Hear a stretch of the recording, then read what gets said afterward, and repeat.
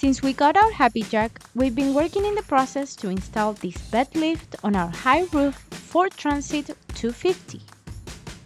So far, we cut a sheet of 3/4 inch plywood to create the walls that will hold the bed lift in the back of the van. We installed the Happijac switch on our wall, put together the frame of our dresser to complement the strips of wood that will hold the elevator bed in the front, as well as the strips that will be attached to the wall of the shower. After sanding, applying wood veneer, and staining, we were ready to move on and finally complete the installation of our future bed lift. If you have been enjoying this process, please make sure to like this video and subscribe to our channel. You would help us so much. Alright guys, we've been working a lot with Aidan and we put together our fence, open concept where the Happijac is cold. So now from here you can't see the Happijac, but it's gonna be attached to this part of the wall, and then we're gonna wait a second till we have our butcher block or whatever countertop we pick to attach this other piece of wood here, and it should look something like this. We decided to put one of the wood sticks here instead of higher because we plan on having upper cabinets in this area. So yeah, now that we have this part ready to go, we're gonna continue working in this side of the wall in the shower or outside of the shower, so we can get that going and install the Happijac permanently. So join us to see how this goes. Okay, and you can come too. Oh wow, are we in the bedroom now? You can come. And now as you can see, this is lower in this part obviously because when we have the other part of the Happijac. So we think we're gonna maybe create like some type of cover here so this looks like, you know, like something, I don't know, nicer. But we'll figure out that later. We made sure that the front rails of the Happijac were perfectly aligned with the back ones, measuring multiple times from the floor to the top and side to side. After that, we attached the first strip to the wall and created the spacing from there.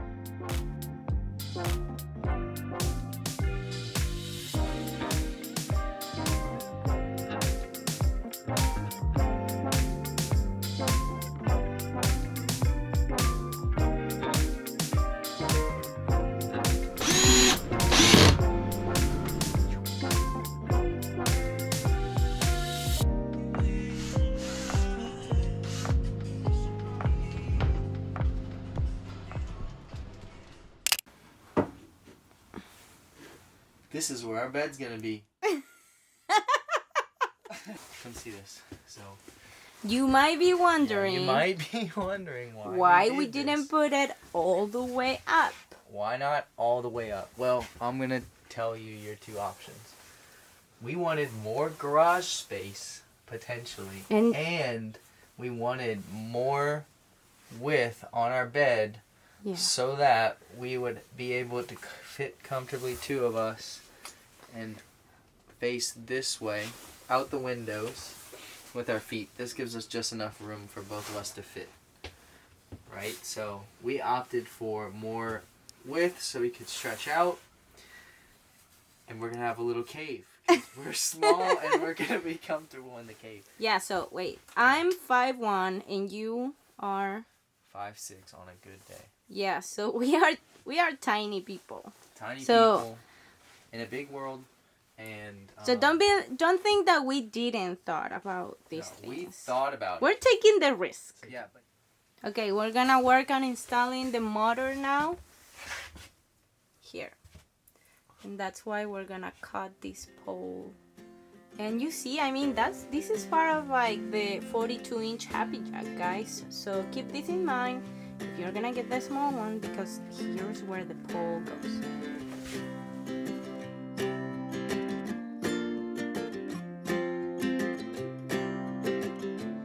So the goal So the goal today is we're going to test the trolleys on the Happijac to see if they move up and down when we get some power on it, and we want to make sure that they stop where they need to stop and they go back up where they need to go back up, so that there's no problems before we continue the install.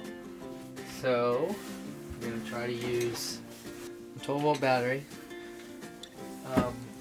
instead of just connecting it to the house right now.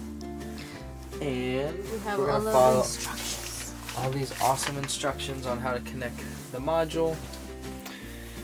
And stay tuned. Excellent. So we're connecting the module, the relay control module. And that's going to give us the power that we need to power this thing and bring the baby up.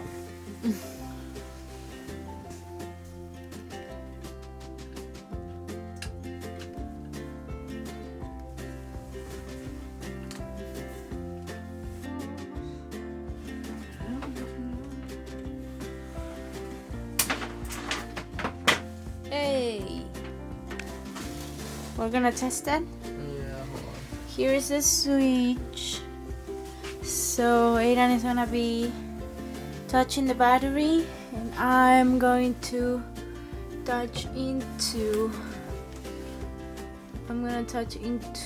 a switch that's in there to make sure it can't stop or something. Say it. You say it. We're going to see if the top limit, it stops it before we run it all the way up. And we're going to do that, like flip a switch manually to make sure that it stops and engages the brake. And then we're going to press the switch all the way up to make sure it does it by itself after we make sure that it works. Because if we don't, it can go all the way up, and if it's not working, it can break the system. So we're going to figure it out. Sounds great. Hopefully it won't. We're gonna set up the camera here because we need both hands. Alright, so Should I try to flip the switch? yeah. 1, 2, 3.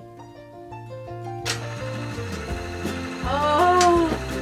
Alright, now. Yeah. Wow! Okay, Yeah, it goes up and down. It's in the right position. Wow, that's sick.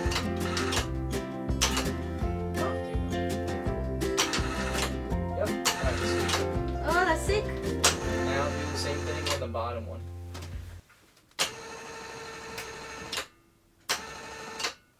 It worked! It works. So cool when you just touch like little metal pieces together on a little battery and it works, you know. I saw you walking the line, and the truth may come as a surprise that with you So, this is gonna be our new roof. I think we're gonna try to figure it out how we can have a 5-inch mattress if possible. Aidan, sit down so you can see how much space we have. That would be our roof. This is perfect amount of space. we're in a state of hope. I need you on my fire. Yes. And we decided to put the motor on this side now in case that we want to do like maybe some little open shelves or whatever over there, and so the motor is not on our way if we open, or maybe if we have something here. So far so good.